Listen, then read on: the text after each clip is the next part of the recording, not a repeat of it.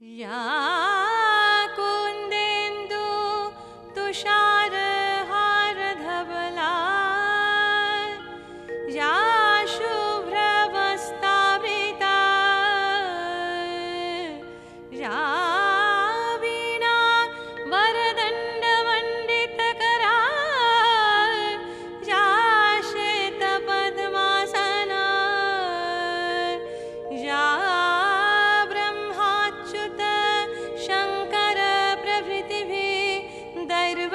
सदा वन्दिता सा मां पातु Saraswati Bhagwati निःशेष जाड्यापहा. The Indus Valley civilization, known also as the Harappan civilization, was a Bronze Age civilization that flourished between 3300 and 1300 BCE, mainly in the northwestern part of the Indian subcontinent, including parts of present-day Pakistan, northwest India, as well as some regions in northeast Afghanistan. Along with ancient Egypt and Mesopotamia, it was one of the three early civilizations of the Old World, and the most widespread among them, covering an area of 1.25 million square kilometers. It flourished in the basins of some of the major rivers of the time.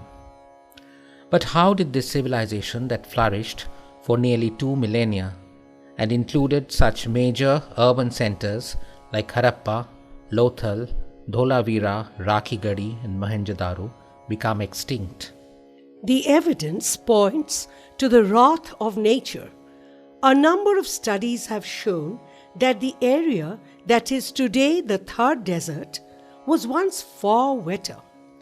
It is possible that the process of drying up had begun as early as 2600 BCE. But around 2200 BCE, the monsoons became weaker and there were prolonged droughts. But around this time, the Harappans were faced with an even bigger problem: the drying up of the river system on which this civilization was based. Most of the settlements of the civilization was around a river that we now know as the Ghaggar and not the Indus, as widely believed earlier. The Ghaggar is now little more than a dry riverbed that fills up with water only during the monsoons. However, surveys and satellite pictures commissioned by various agencies, including ISRO, GSI, as well as the Government of India, confirm that the Ghaggar was once a great river that rose in the Bandarput range in the Himalayas as the Supin, converged downriver with another local stream, the Rupin, to form the Tons, entered the plains in Haryana, flowed through the Thar Cholistan desert in Rajasthan and eastern Sindh, and then reached the Arabian Sea in the Rann of Kutch.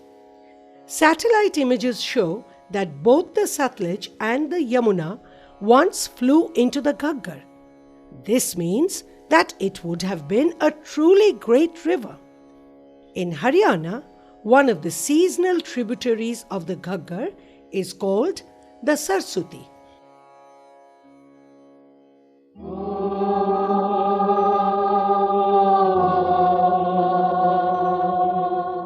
The Rigveda, considered sacred by the Hindus and widely believed to be the oldest book in the world, is said to have been composed during the Bronze Age, approximately between 4000 BCE and 2000 BCE.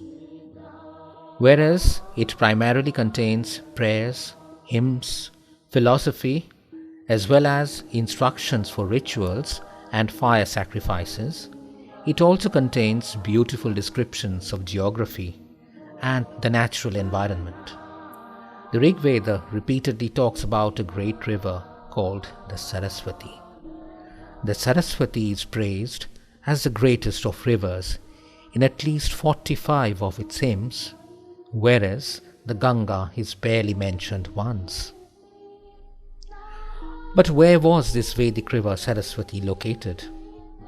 The Nadi Stuti Sukta, which lists all the great rivers of the time from east to west, starting with the Ganga, clearly places the Saraswati between the Yamuna and the Satluj. There is only one river that fits the description: the Ghaggar, the Vedic Saraswati. In 1998, the Central Groundwater Commission had 24 wells varying from 40 meters to 140 meters in depth dug in a stretch of the dried up bed of the so-called Saraswati. In Rajasthan, 23 of these wells uncovered subterranean flows of sweet water. The isotopic test of these water samples, conducted at the Bhabha Atomic Research Center, found these to be Himalayan glacial water. Ambitame, Naditame, Devitame Saraswati, Aprashasta iva smasi, Prashasti mamba naskridhi. The Saraswati, which was lovingly praised in this Rigvedic Sutra as the greatest of mothers, the greatest of rivers, and the greatest of goddesses, lost her way into the deserts of history. But whereas opinion is divided if it is the great river that still flows on beneath the desert sands, there is no doubt that the mother and the goddess lived on in the hearts of a people for millennia. Shuklam Brahma Vichar Sar Parama Madhyang Jagadvapinim Vrina Pustakadharinim Abhayadang Jadyandhakarapaham Haste Spartika Malikang Vidadhating Padmasane Sangsthitam Vande Twang Parameshwaring Bhagavating Buddhipradam Sharadam Shubhro Ashane Virajo Oruno Chata Majhe.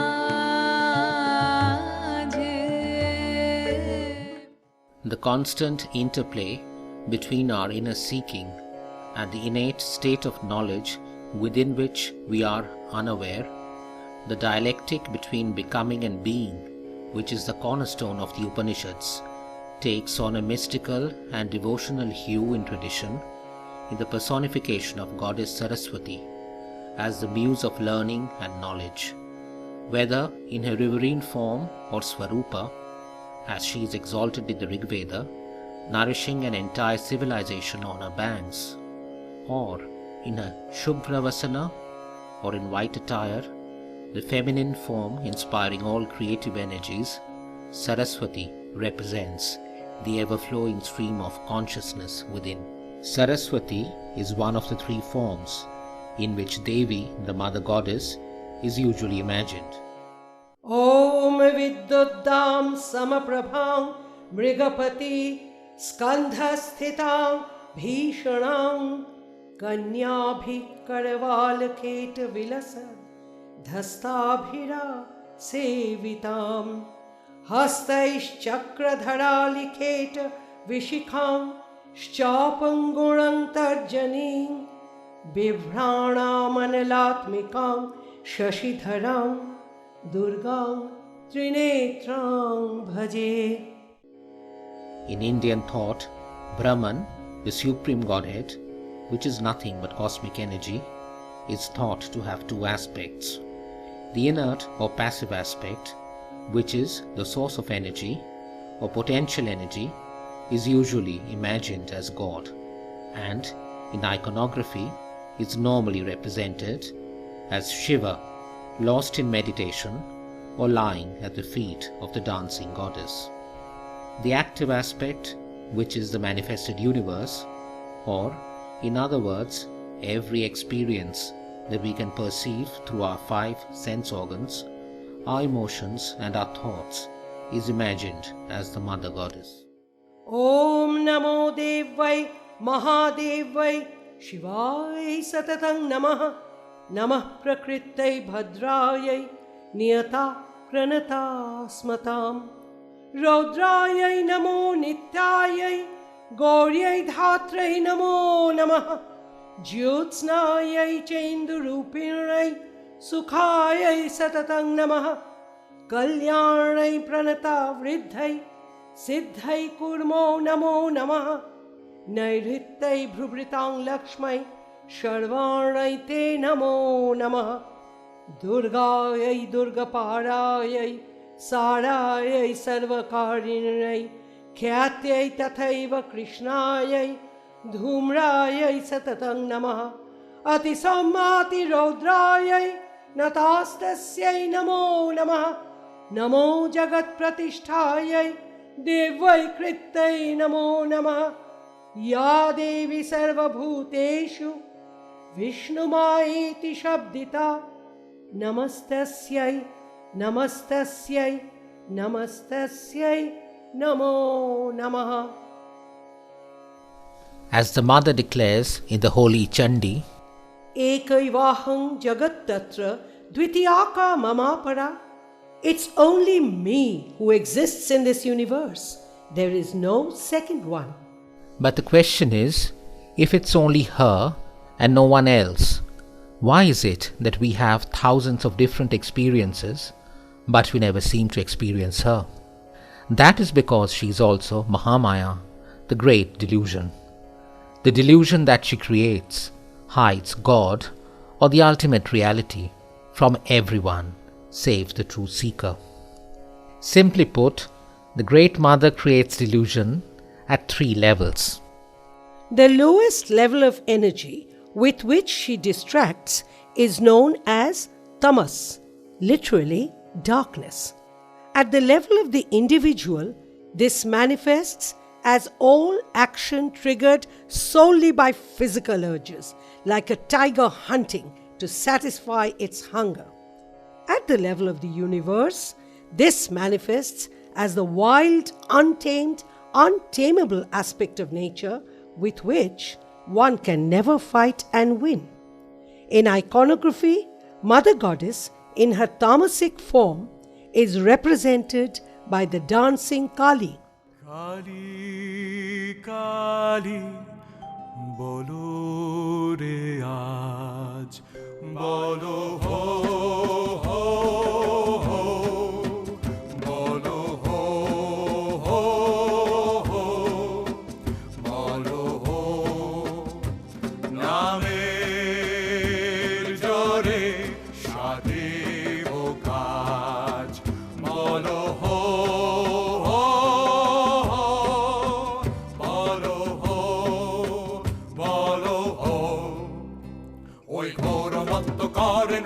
রঙ্গ মাঝারে ওই লক্ষ লক্ষ যক্ষ লক্ষ ঘেরি শ্যামারে ওই লট্ট পট্ট কেশ অট্ট অট্ট হাসিলে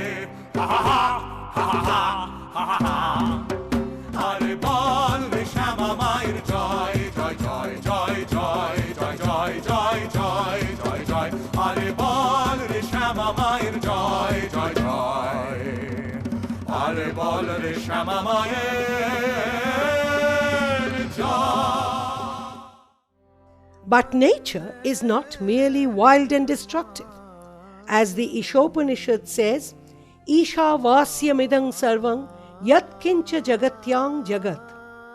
Nature, or Devi, which creates, nurtures, sustains, and enriches, is also an inspiration to work hard, to overcome adversity, to aspire for a good life, to leverage resources, to create wealth and value. Rajas, this higher form of energy, which drives and motivates us, is represented in iconography as the beautiful Lakshmi, the goddess of grace. Dharma, which is the approximate Sanskrit word for religion, is derived from the root dhri, which means that which holds.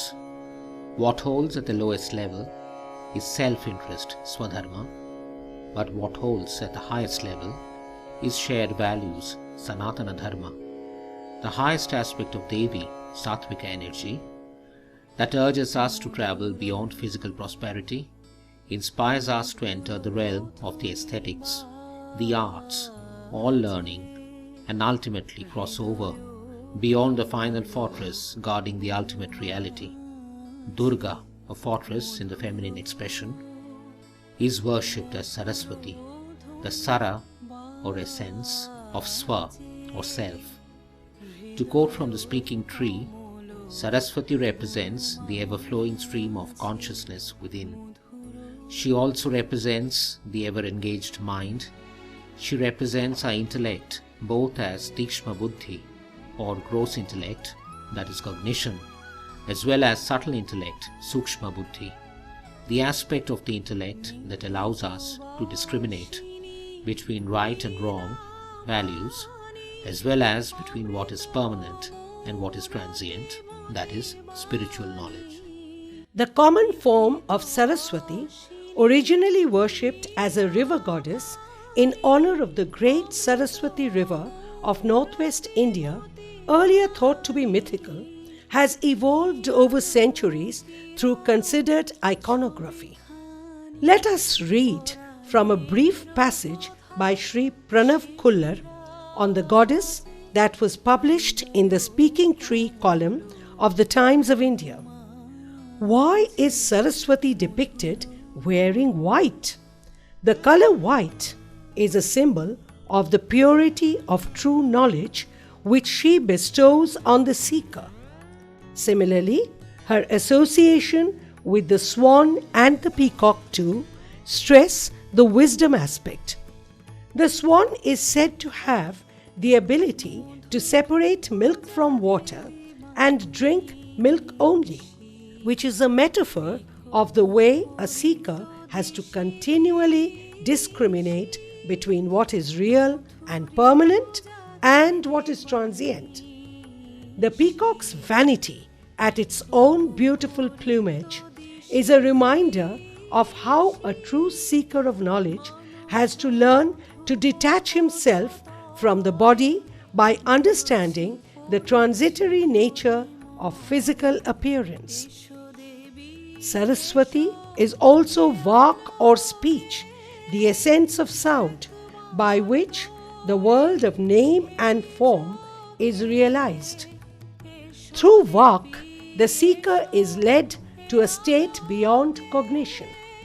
Her four arms, sometimes seen as representing the four Vedas, also represent the four facets of the human cognitive psyche: Manas or mind, Buddhi or intellect, Chitta or consciousness, and Ahankara or ego, all of which are interwoven in the fabric of creation. She is the muse of all creative endeavor, and creativity implies seeking, delving deep into the self.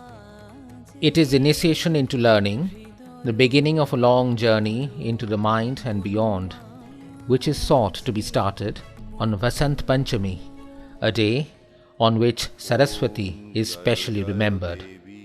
Traditionally, children are initiated into the Aksharabhyasam ceremony, ritually invoking the goddess before they begin their formal school education. The artist and the ascetic both rededicate themselves to the path of self-knowledge, one seeking to arouse his creative potential, and the other seeking the Bindu, which is at the source of creation.